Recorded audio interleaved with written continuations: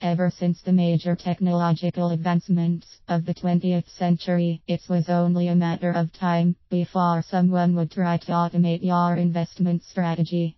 The problem is, it's not that simple. For those of you who are being introduced to this for the first time, a robo-advisor is an automated fee-based financial advisor. How it works is, you answer a few questions, give them access to your accounts, and they automate your investment strategy.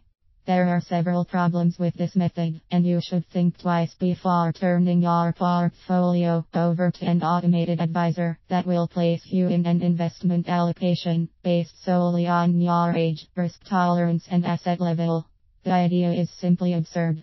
Not once do these robo-advisors ever take what's happening in the market into account. Not once. Bill Harris, the CEO of Personal Capital, has a different idea. Robo-investing has become popular in recent years due to more and more experts claiming that investors can't and don't outperform the market over the long term, so why should you even try? These proponents of efficient market theory are spouting nothing but bunk. Plenty of investors, professional or otherwise, have been able to show fantastic returns over the long term. You just need to do a little due diligence and find them. Will they always be in your backyard?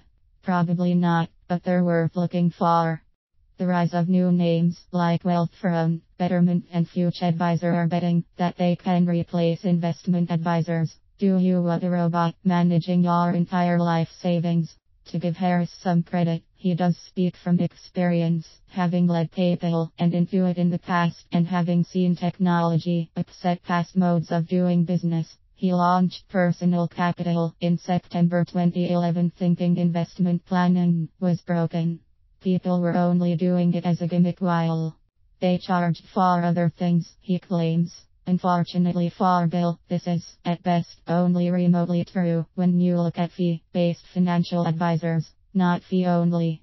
In the same way sites like Mint.com have tried to take over personal household accounting, this wave of new online advisory firms is trying to take that logic a step further by automatically investing client money in diversified investment strategies using sliders for goals and your perceived risk tolerance, then investing in index ETFs according to what the algorithms and calculators decide is the best risk/reward profile for the customer. Sounds good on paper, but applied in the real world will simply lead to poor returns. Consider 2008 for a moment. Index funds tanked, they all did. The only investors who did well were the ones who lowered their portfolio allocation to certain sectors and industries before the crash. Robo-advisors openly admit that they can't do this, nor could they get you out of the market entirely before a crash. Isn't what you want is someone to tell you when and where to be in the market. That's why you pay someone to manage your money. Many have argued that the idea of a computer replacing all forms of professional money management is unrealistic and potentially can be very dangerous to your financial future. The only financial advisors you should be considering not only try to get you a better annual return, but are actively watching your money and adjust your allocations accordingly to lower the overall volatility of your portfolio. It's useful to keep some numbers in perspective. Many people simply don't have the threshold account minimums to work with fee-only financial advisors. If you have over zero in investable assets, there is a much better way to have your money work for you. The online platforms appear to be a great resource for someone in the earlier phases of their career, says Phil Ridolfi, a CFP licensee with Balasud Inverno-Foltz in Itasca. He praises their low-cost, globally diversified funds and ease of use. One can argue that even if you are in the earlier phases of your investing lifetime, a robo-advisor may still not be a good idea. Diversifying your money over a dozen ETFs using an algorithmic investment strategy can put a serious dent in your overall returns. You'd be better off picking an index ETF no more than 3 and leaving it there. Don't try to adjust it, don't sell when the market goes down 10% or change your allocation when one index starts to perform the other. be the tech bubble in the late 1990s when the Nasdaq outperformed the S&P 500 by 56% just to have it get destroyed in 2000. Save yourself the necessary fees and take 10 minutes to do it yourself. You'll be glad you did. Wealthfront is a competitor of Personal Capital, and their CEO Adam Nash, a veteran product and engineering guru with names like LinkedIn and eBay Inc. on his resume, says his firm is frankly targeting General Y investors. A group, he says, doesn't like to talk to people on the phone and prefers doing business in the same way they are living their lives online. Yet none of them seem to know how to use them when it pertains to investing. Interesting. It seems to me that there is a lack of teaching, not a fundamental change between generations. Yes, Generation Y may prefer to do everything online, but they could take a few days to scour the internet and find a fee-only financial advisor that has a proven track record of successfully managing money through multiple market cycles. When you are going to make a decision that will have a huge effect on the rest of your life, it makes sense to take the time and do some due diligence. The perceived human factor.